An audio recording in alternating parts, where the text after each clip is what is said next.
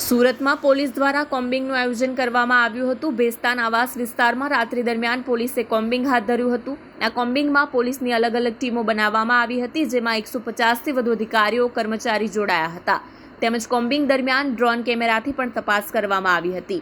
સુરત શહેરમાં બેસ્તાન વિસ્તારમાં પોલીસ રાત્રિ દરમિયાન કોમ્બિંગનું આયોજન કરવામાં આવ્યું હતું। બેસ્તાન આવાસ વિસ્તારમાં પોલીસે કોમ્બિંગ હાથ ધર્યું હતું।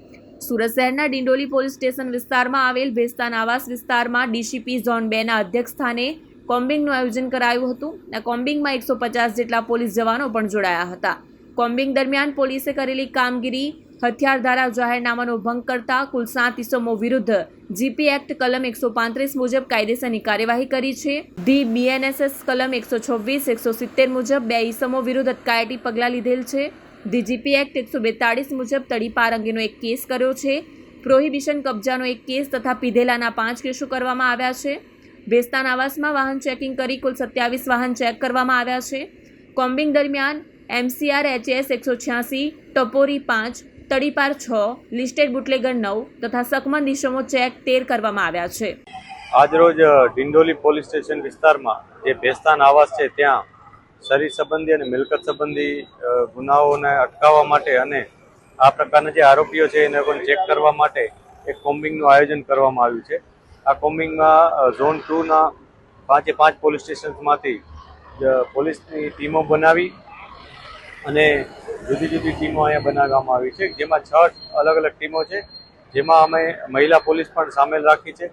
અને આ તમામ લોકો એમને જે પણ ટાસ્કિંગ આપવામાં આવ્યું છે એ ટાસ્કિંગ મુજબ જે આરોપીઓનું લિસ્ટ છે એને ચેક કરે છે। એમાં MCR કાર્ડ અને શરીર સંબંધી ગુનાઓના આરોપીઓ છે। આ ઉપરાંત અગાઉ કોઈ ડ્રગ્સ કે એ પ્રકારના ગુનામાં જે સંડોવાયેલા છે એમને પણ અમે ચેક કરી રહ્યા છીએ, એમના ઘરો ચેક કરી રહ્યા છીએ। આ જે કોમ્બિંગની કામગીરી છે એમાં અમે વિશેષ પ્રકારે એક ડ્રોનનું પણ મદદ લીધી છે કે જેમાં 2 ડ્રોન દ્વારા અમે આખા વિસ્તારમાં કોમ્બિંગ કરી રહ્યા છીએ।